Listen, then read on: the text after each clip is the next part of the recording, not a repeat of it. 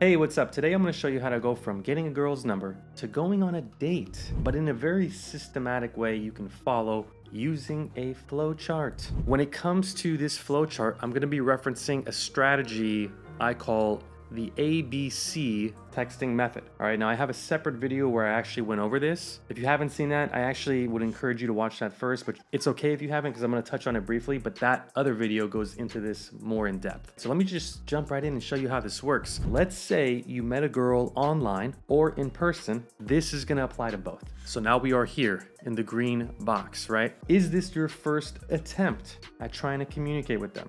If so, send an A text. All right, now what is an A text? Again, I have a separate video on this, but to touch on it briefly, the A texts are the first 1 to 3 text messages. The theme is fun, light, flirty, great to meet you, love how easy you are to talk to, loved your energy, doing anything wild this week, doing anything tonight, so on and so forth, okay? So we're at the green. First attempt. Did she reply to your text message? All right, so this is again where you have to assess what's happening. If so, you continue the A text, right? You continue that. And then afterwards, you transition to B text. Again, reference the other video if you need more in-depth advice on that. But basically what you're gonna wanna do is go from fun, flirty, lighthearted, joking to learning about them, right? You wanna go on a date with this person, no? So you gotta learn about them. What do they like to do for fun?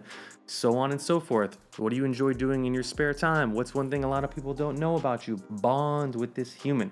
By the way, first two, you see how they're green? These are some ways that I believe are good ways of articulating the text messages. The red is a bad example, so something you should refrain from doing. All right, so where are we? We are now at transition to B text. Okay, so again, we're assuming everything is going well. This first example is we are assuming everything is going well. By the way, if you're enjoying this style of advice, you like this detailed flowchart method, do me a favor and hit the thumbs up button so I know this is helpful for you, and then subscribe to the channel as well if you have not stumbled on any of my videos yet. Anyways, let's continue. So after you transition to the B text, you've gotten to know them, so on and so forth, then you transition to C text. What are C texts? That's when you set up the date. Okay, now this first role play is we're assuming everything is going well. All right, so the next 6 to 10 texts, what's your schedule like? Are you around these days? Are you free this weekend? These type of things, all right? Again, your goal here is to go on a date. So you don't want to stay in the texting world forever.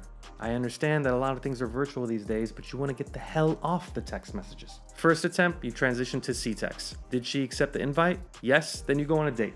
This is the ideal scenario, but you and I both know that doesn't always happen. Let's now go through a different scenario, all right? So you met somebody online or you met somebody in person, you sent them that first text message, but they didn't reply. What do? I would suggest you wait 48 hours. All right, so you wait at least a couple days. If you send another text the very next day, unless you bonded with this person big time, that would be a huge mistake. I would wait at least 2 days. People are busy. You're not the only person she's talking to, I promise you. And that's probably your problem is you think you're some Goldilocks type of dude, and you may be a good dude, but there's other good dudes. So wait 48 hours. Is this your third attempt? In other words, is this your third attempt at trying to text her? If it is, you stop, all right? But it's not because you only made one attempt, right? So if it's not your third attempt, no, then you send a Hail Mary text. You want to say something that shows that you are serious about getting to know them while also maintaining your self-respect. Here is a Hail Mary text.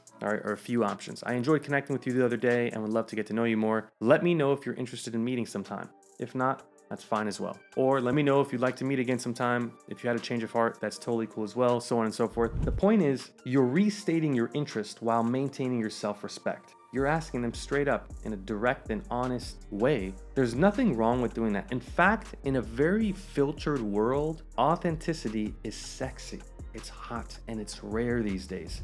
So to continue, after you send that Hail Mary text, did she reply to your message? Yes, you continue the A text, you transition to B text. Again, B texts are what? Common denominators. What do you like to do for fun? You're getting to know them. What do you do in your spare time? What kind of books are you reading? These type of things. First attempt, transition to C text. Okay, so again, C texts are what? That's you trying to ask them out. That's you setting up a date. What's your schedule like on Tuesday or Wednesday? Are you free this coming weekend? Are you gonna be in town? Blah, blah, blah. All that stuff, right?